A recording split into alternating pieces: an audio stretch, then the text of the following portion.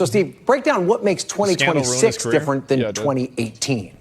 Yeah, it's really interesting, Ryan, because when you look at the bottom line numbers, that's what you have on the screen right now, the balance of power in the House for vacancies. Essentially, if these vacancies were filled, it would probably be 220 Republican seats, 215 Democratic seats.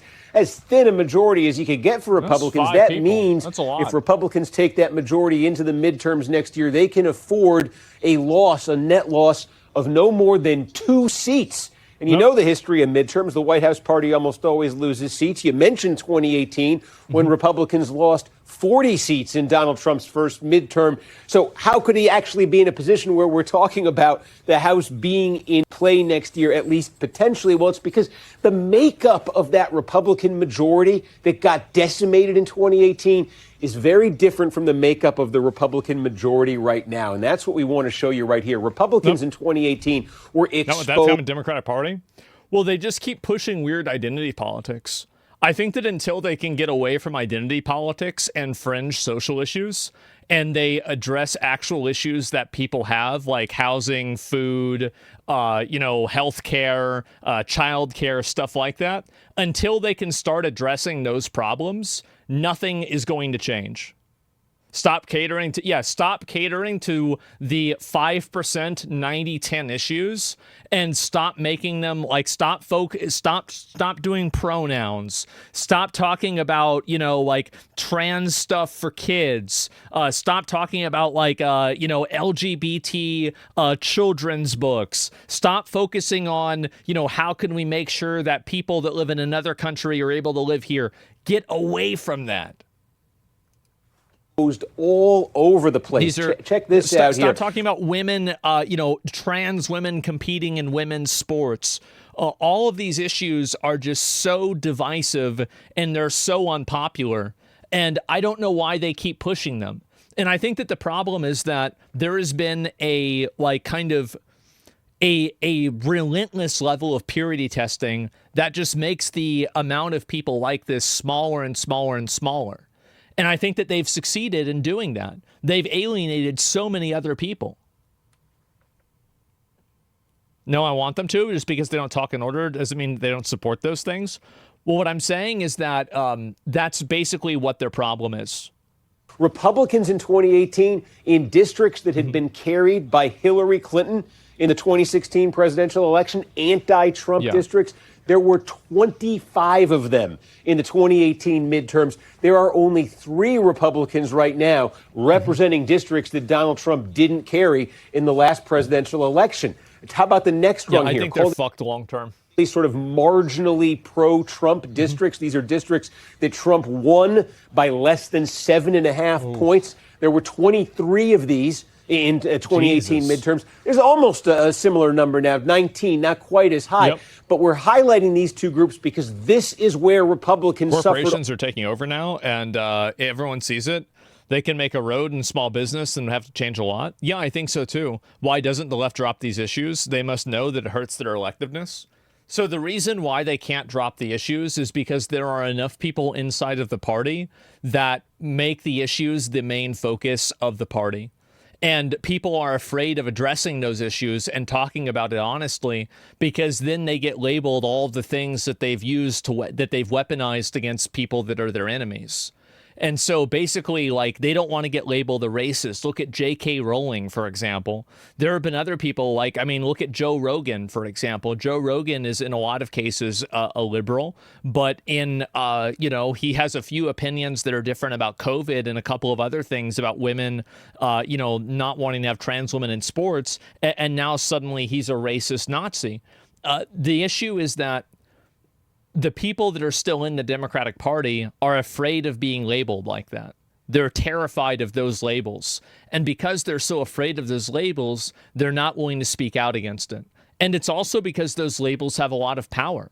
Those labels do negatively affect people, especially people that are in those spaces. Almost all of their damage in the 2018 midterms. Of those 25 from anti-Trump districts in 2018. Republicans lost 22 of those seats. That's a lot. Of the 23 that were marginally pro-Trump, Republicans lost 2/3 of them. You can't see it because of the red on red there, but 15 of the 23. 22 and 15. 37 losses of seats by Republicans in these two categories in 2018. That's almost all of the losses that they suffered. It was a 40-seat defeat for them. And you can see right now, again, only 3 in anti-Trump districts and a slightly smaller number, 19 in those marginally pro-Trump districts. You could play this out and look at the other types of districts here. I don't think that they're going to win until they get away with that stuff, or they get farther away from it. And you want to know the other reason why I think that it's being pushed so hard? This is a conspiracy theory. I don't have a tinfoil hat. But I think that identity politics started growing and getting a lot more popular after Occupy Wall Street.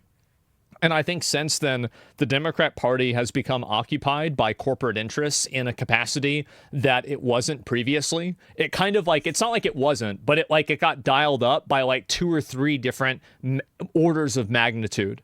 And so now the Democrat Party is working with and operating in the best interest of companies like Nike, right? They even say like, oh, wow, do you remember back whenever Nike and these other companies that are using sweatshop labor, remember whenever they used to advertise on Twitter, as if advertising on Twitter is somehow a badge or a seal of approval? Why the fuck would you want a company? Why the fuck would you want the approval of a company that uses slaves to make their stuff? It's insane. But this is the way that these people think. And so what's happened is that the companies have used these social issues and their adherence to the social issues to misdirect, I think, a lot of Democrats that are well-meaning and well-intentioned into focusing on identity issues rather than actually focusing on economic issues. Because the identity issues don't put the companies at risk, but the economic issues do. So when BlackRock owns 1 million fucking houses in America, that's something that's a real big problem. But if they can keep the Democrats fixated on Trump wants to kill trans people, then they never think about the houses. And then also, if they focus on the trans issue, that's such a divisive issue, and it's also a losing divisive issue, that, guess what? It causes them to lose the housing issue too. Do you see what I'm saying? So basically what I'm saying is that identity politics were forcefully injected. This is a total conspiracy, by the way. I think identity politics were forcefully injected into Democrat talking points and Democrat culture after Occupy Wall Street by corporations in order to actively poison pill the entire movement, but at the same time render it ineffective of making any sort of economic change. That's total conspiracy theory. But that's what I think happened.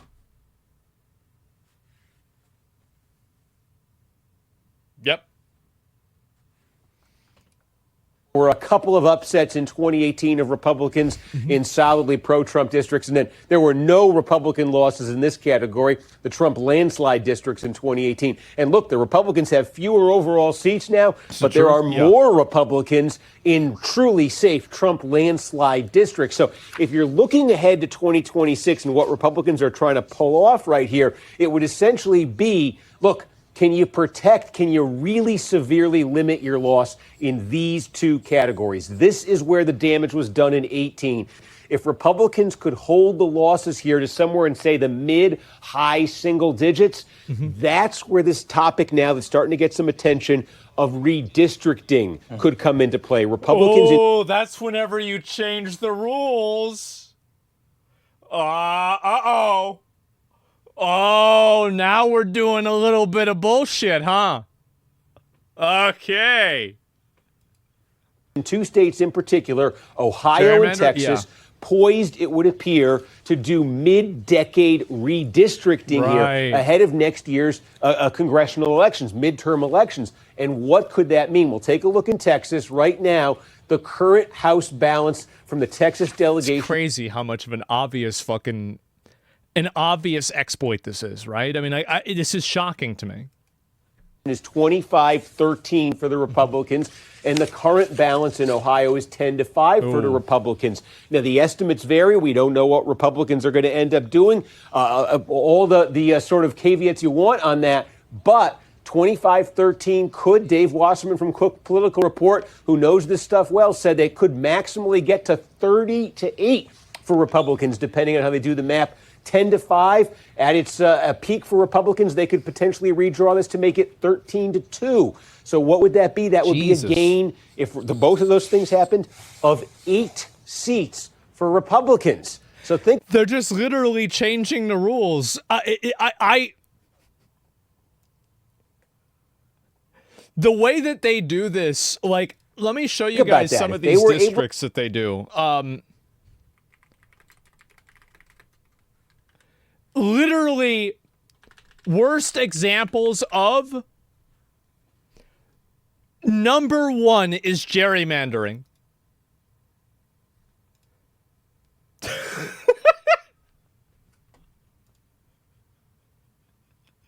What the fuck is this? What the hell is going on? Oh my God. Not yet. Get something in that ballpark out of Texas and out of Ohio, and you went back to what we just showed you right here. If they limit the damage here and offset it with Texas and Ohio, change the rules. They could actually be in the game to hold on to their majority. Now, there's so many ifs in here, Ryan, we're talking about. If you're winning, that's great, but why don't you change the rules and win by even more? We don't know what the political climate's going to be like in the fall of 18. If it's a truly, a hostile political They're taking it from 25 to 3. Environment for Trump, no amount of map redrawing can probably undo that damage. There's even talk for Democrats now of trying to counter this in redistricting in some blue states as well. But bottom line, when Republicans look at that, am I taking a pro-gerrymandering stance? No, I think this entire thing is a scam. I think it's very obvious that it's bad. Gerrymandering's bad. I think that it's bad. It's being done in bad faith. It's being done in bad faith to disenfranchise groups of people and make their votes count for less because you're diluting them across multiple different areas. 2018 and throw in those potential redraws in Ohio and Texas, the math does start to get potentially interesting. Yeah, they're not going to because they both benefit. At some point, they'll just vote, Steve, and then we'll know the answer, right? And it'll get to that point somewhere down the road. Well, I don't know about that. Thank you, Steve. Yeah, I don't know about. So, do you think they're going to vote? I mean, guys, geez. Oh, I don't know about that one. And so, yeah, this is how it works.